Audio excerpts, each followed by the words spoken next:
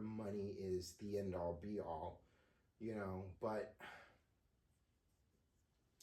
it need when I made this choice, when I decided to take this risk and bet on myself, all that stuff, and this career choice that I made about being a writer and really putting my everything into it,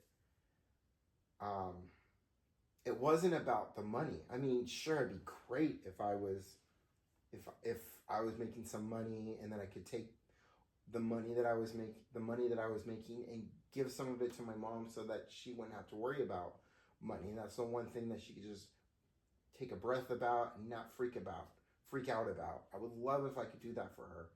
I still hope I can do that for her.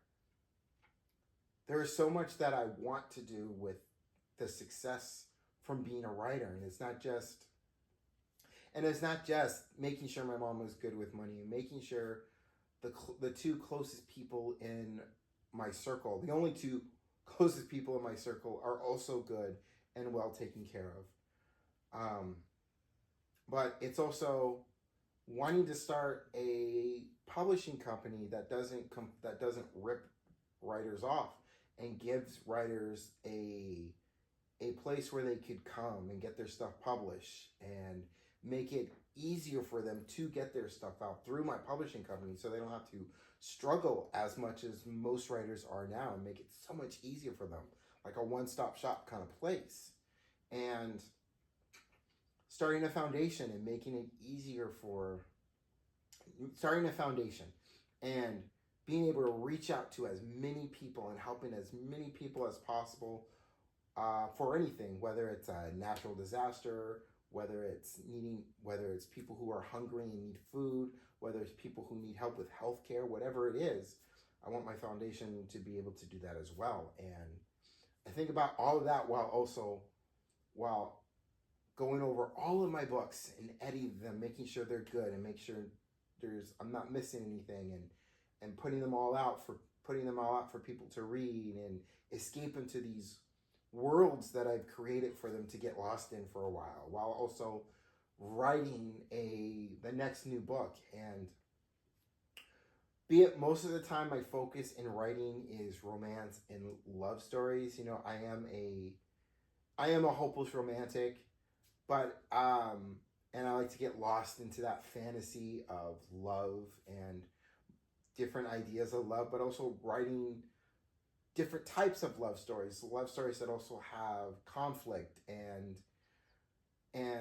tragedy in it and uncertainty, and then love stories with hope in it, but love stories that have real life problems that are going on. So it's not always sunshine and roses and green grass and happily ever afters.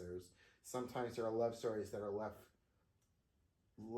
you questioning whether or not things work out, if it's good or whatever, and I leave it to the reader to decide which way they want to go. And I write all these love stories, and I have all these different ideas that I put into love, but I'm also someone that also understands how love works in the real world as well. And as much as I would love it for myself, I don't see it. And it's not about age. I gave up. I stopped thinking that way a long time ago. I just kind of, it's one of those things where it's like, as the older I get, and I've been on countless dates, and it's always been, no matter how you try to be, not your full, you don't want to be all of yourself on that date. You want to be enough of yourself so that you can develop a conversation and get to know, and slowly get to know each other over time. But it doesn't work that way. For the most part, it doesn't work that way. At least not for me, it hasn't. So I kind of just stopped. And it's not like I've given up on love. I very much believe in love and the power that is behind love, and how good it is to have it, and how wealthy you can feel with love and everything that it can give you. The love of someone, getting married to that someone, having kids with that someone. It's not just all about meeting someone, hooking up, having sex, and then do it all over again. there's intimacy. There's so much more that goes in having someone that you love, that is your partner, that is your ride to die with, you know?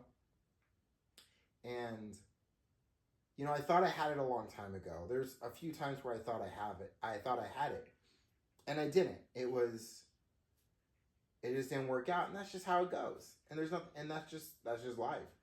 But the older I get, the more that I see that maybe it's not something that I get to have anymore. I've seen so many other people get it. My best friend that I've known since we were kids, he's got it. And I am so proud of him. I was so happy I could be his best man. I wish I was a better best man for him when he got married, but I was so messed up during that time period. I was still trying to work things out, that I was slowly coming out of the other side of what I was going through, that I wasn't a better best man for him, but I was so happy and so proud of him that happened for him, and that he found that person, that he found that woman. And as much as I would love to find that person, that woman for me, I know what it is. I know what it is for me. I know what I can control and what I can't control. And the love part, I can't control that. And I don't, as much as I would love to have that happen for me, and as much as I feel like I have this saying that I've said a bunch of times, that I am a husband without a wife, and I am a father without kids.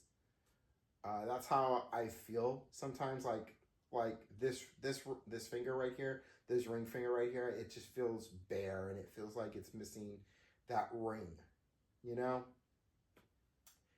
But at least I can take all this love that I have, and I can put it into the love stories that I write, or the occasional good versus evil story that I write as well. So that's good.